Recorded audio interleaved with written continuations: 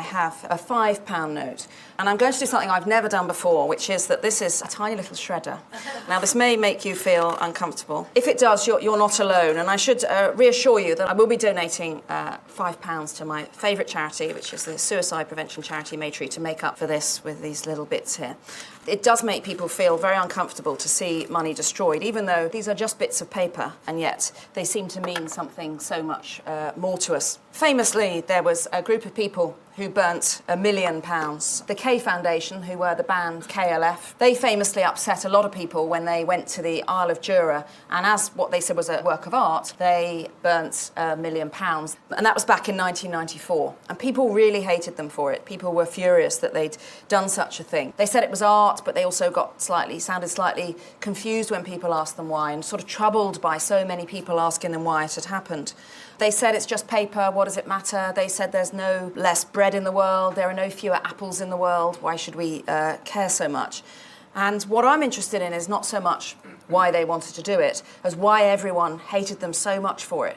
If they'd just wasted their money in straightforward rock star fashion and thrown televisions out of hotel windows, or spent a fortune on drugs or fancy cars or holidays or yachts, people wouldn't have minded, and yet people minded that it was spent on nothing, that it was wasted. And psychological experiments since have confirmed how much we hate seeing money destroyed. This is a piece of research that was done by the psychologists and neuroscientists, couple Uta and Chris Thriff, and they ran a study with colleagues in Denmark, and they showed people this film of a banknote being destroyed. They were in a brain scanner while they watched this film. Some of the people watched a piece of paper of the same size that what clearly wasn't a note being destroyed.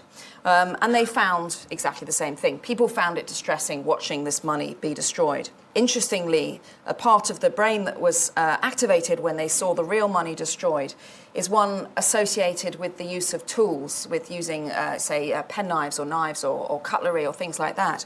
There is an extent to which, money is a tool, and this is why people were so upset about the £1 million, that, obviously money represents opportunity and choice. It represents choice of all sorts of things that you can do with it, that when you exchange it. And that's because we've all decided to agree that it does. And interestingly, when it comes to the brain, even though money represents something you can get in the future, like someone gives you some money now, you need to go and exchange it for something to have an actual thing.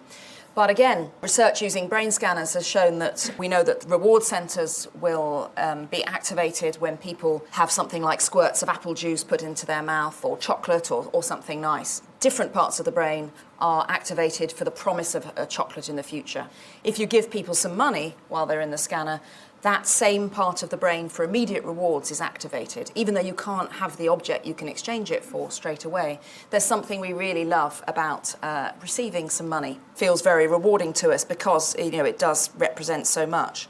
And it is fascinating that money is a future reward, really, and yet it means so much to us. What I set out to do is to look at the best research from around the world that's looking at the topic of money and our minds, to see what it can tell us about some of the curiosities there are about an individual's relationship with money, and also what we can do about it, not necessarily with the aim of making us richer, but to have a healthier relationship with it and to use it better to enable our well-being or increase the well-being of other people as well. I don't have one single thesis except that it's clear that money changes our thinking, our feeling, and our behaviour, and that when it's scarce, it can have even more of a hold over us.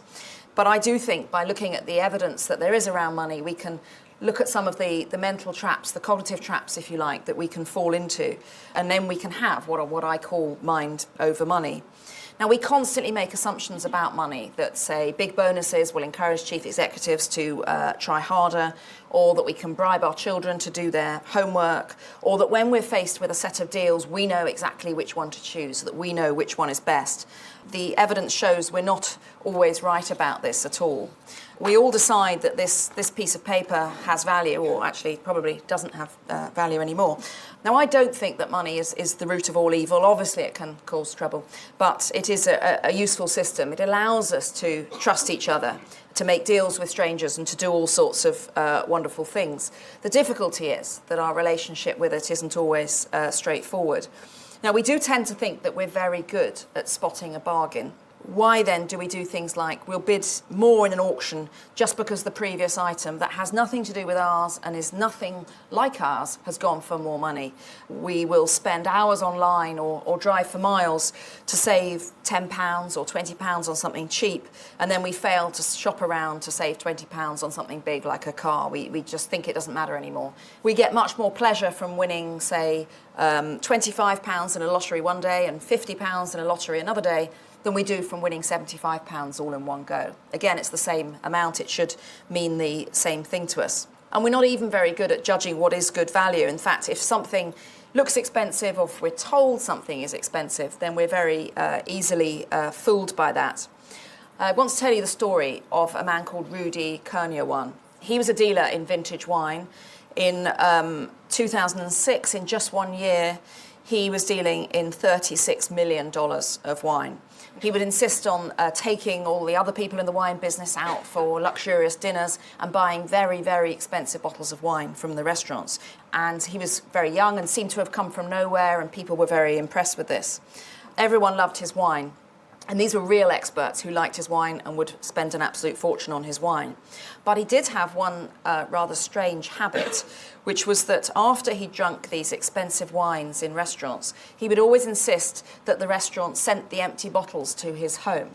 And he said that he was starting a museum of wine in his house. Eventually, he was uncovered as a fraud, and he is now in prison for that. This is what they found when they searched his house.